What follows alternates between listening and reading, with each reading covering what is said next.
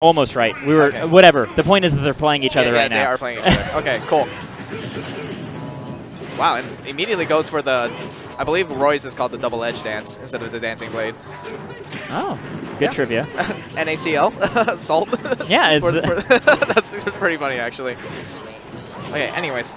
Yeah, right now Salt 1 actually having a bit of a struggle landing. Finally does, but has to take 81% in the process. But that does give him most of his limit charge, so he already has it ready to go. Yeah, so does Nairo though. Tries to go for the chase there with that dare, but not able to catch anything.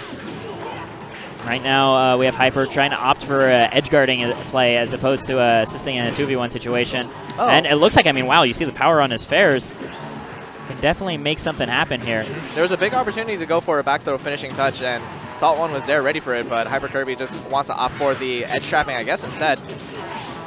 Just going for the guaranteed stuff as opposed to looking for a mix-up on a Limit Cloud. And woo, that's a good punish. That was a good punish, too, the fair to catch the instant pin. But I like that, using the up B, knowing that with the right positioning, he was able to punish immediately. Because he threw it out in the air, which is relatively safe because if you jump into it or whatever, then you might potentially miss.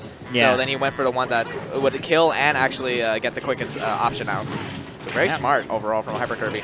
Actually, like, dead even game between both teams. I'd say Red Team has a slight edge just because Nairo has limit charge, right? Right. But other than that, ooh, Georgia's Finest putting on a really nice show.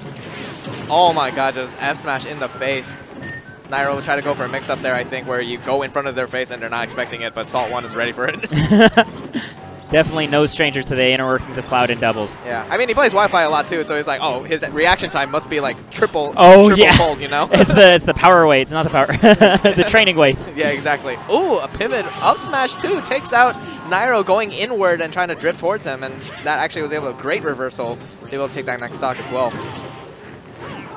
Oh, gonna steal that second jump with the Blade Beam, forcing the limit usage from Salt 1. Nairo just trying to keep what little pressure he has on the table just to keep Cosmos' stock around. 140% means it's not really going to survive any more hits by either of these characters. Oh, wow. Just dash attack, yep, is absolutely going to do it. And the dash attack sending Nairo off stage, no double jump.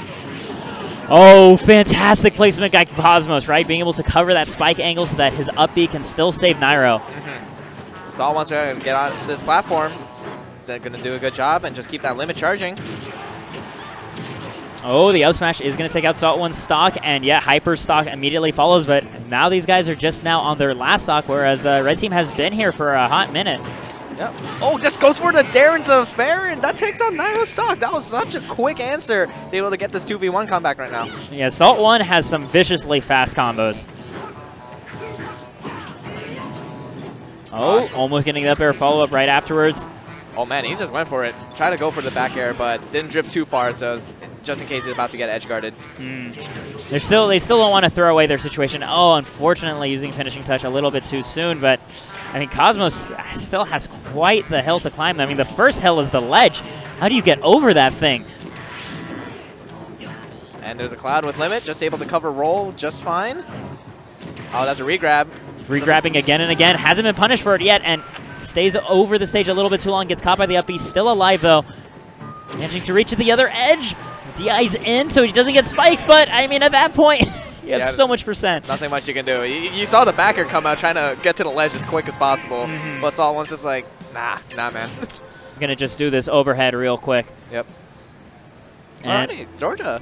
Yeah. Georgia. No, when Scat was talking about them, he spoke very highly of their abilities, and like I have seen it every single time I've watched them play. These guys are really putting in the good work. I hope they can come out to more doubles tournaments because I'm liking them so far. Already up the first game against Nairo and Cosmos. Not a team to sleep on at all. All right, a little bit slower than before. Both of these two just have a lot more space, so then they're trying to play a little bit more patient game, it looks like. Meanwhile, Green Team once again takes that early initiative.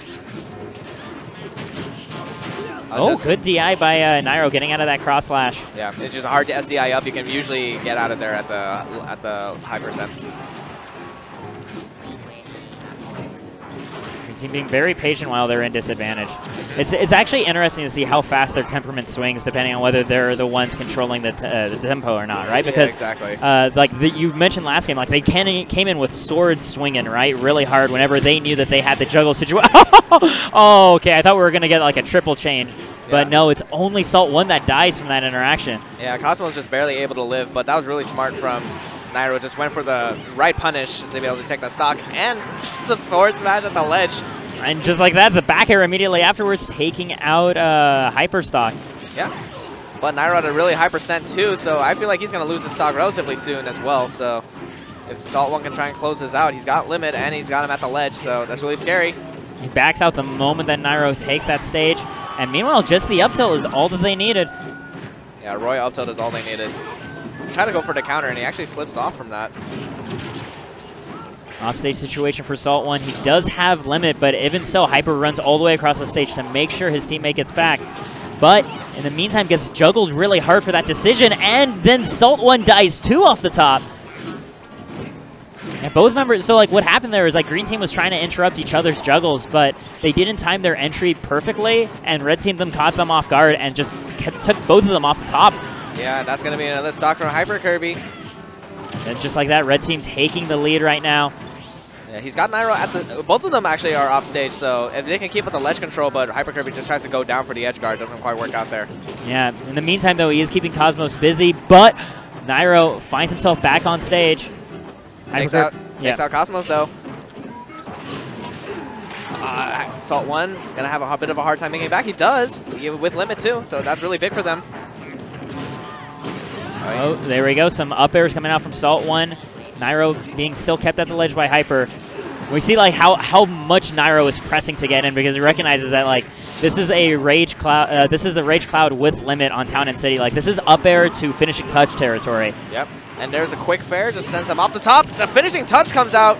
Oh, it only hits Hyper because the down air has so many hitboxes that it clanks out with the finishing touch. Oh man, that was unfortunate. That was really smart, but it just didn't work out for them there.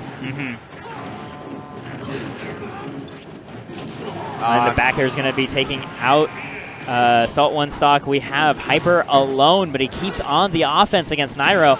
Trying to throw out that counter. I think he was expecting the pin to just try to punish his landing. So he put out the counter first, but then that gives Cosmos all the time in the world to react to it. There's like 60 frames of end lag on the Fire Emblem counters. There's a significant amount. Right. Yeah, this is the one Okizeme situation where he got that tech chase and then got the backer on the platform, and that just went downhill for the green team there. So yeah. We're 1-1 now. Yeah, we're 1-1. Second game looking pretty good for Red Team. Yeah. I mean, how appropriate that at the anime convention we got a bunch of anime characters, or anime-ish characters on the screen right now. I'm sure there's at least... We really do, yeah. we probably have at least 10 people dressed up as these characters in the con somewhere. So that's a scavenger hunt for the folks at home. See if you can find like half of them. Right. Got some juggles going on. Everyone's just putting each other in the air. I don't even know if they realize it. I mean, right now, Green Team is the one that manages to keep their boots on the ground. The second forward air sending Cosmos so far away. Yeah, that was unfortunate from Salt1. He had the right positioning to get a Nair and potentially edge guard, but the Nair didn't come out. He fast fell too much, and then the hitbox didn't even come out yet. Hyper immediately rushes over to relieve edge pressure for Salt1 to get back on. The Nair to put Cosmos off stage, gets a dash attack, calls out that high recovery. Oof. So the one thing I've noticed has been happening a lot in the second half of the previous game, and it's happening again now, is like Green Team does have the right idea of like when their teammate is in a bad situation, they rush over to help, but the one who's running over to assist, then it gets picked up and they get punished pretty darn hard. Right? And like the amount that assister gets punished, I think is starting to be where Red Team is making up the difference slowly. That forward air, though, is going to take it out. The pin tipper. Oh my goodness. That was a wonky DI. I think he was trying to run away to avoid that exact option, and then he kind of got caught on bad DI on that. Yeah, and he also put himself in the spacing then to be caught by the option. Yeah, exactly. Oh, not going to be able to find that up air. I think that was actually DI up by Cosmos to make that harder to connect. Yeah. Oh, gets a falling up air into the fair. It doesn't quite work, and still Hyperkirby going to lose that stock. Oh my god, that shield. That is not where you want to have a small shield. Yeah. Oh, wow. Synchronized at forward airs. That was nice. But the pivot up tilt able to pick up Hyperkirby, get a little bit more damage out. Oh, the trade not going to take out either of the Cloud's lives. Cosmos looking to finish off Salt1. Salt1 getting a little bit greedy and just gets ping-ponged there. That's going to be the lost stock, but Nairo loses the next stock. Yeah, immediately afterwards. I like how much the both teams are keeping each other honest, right? The moment one of them does the slightest laggy kill move, the other team kills that player for it, regardless of if they took the stock or not. Yeah, I like these attempts from Hyperkirby. He's definitely trying to get this early stock off of Nairo, but because of that, already putting him at 76%, looking real good. Yeah, this is kind of tricky, though. I mean, Hyper on his last stock. I don't think Nairo has a jump. Tries to go for it, gets the tech out. Gets the tech. Finds the back throw on Hyper. Hyper sent far off stage, but he finds the sweeping back air. And just like that, Cosmos gets taken out by the up B, and that is absolutely worth it. We have a Cloud mirror right now. Salt1 versus Nairo's Cloud. And we saw what Nairo's Cloud could do in this sort of situation. We cannot sleep on him, and he has the stage control as well. Even though Salt1 does have the limit ready to go, he is Rage. You know, if he gets a few more percent, about 30 more percent, we could see that up air to finishing touch, that Town and City Classic by Cloud. Yeah, but I mean, this is Cloud Dittos. Like, either one can kill each other at pretty much 0. But let's see what he goes for. He gets rid of his limit, just waits for it patiently. Tries to get the dash attack, doesn't find it. Nairo watching this ledge like a hawk. Oh, he used his double jump. I think that's potentially it, but he mistimes the blade beam. Just like that. That's the opening Salt1 needed. Gets the stage back.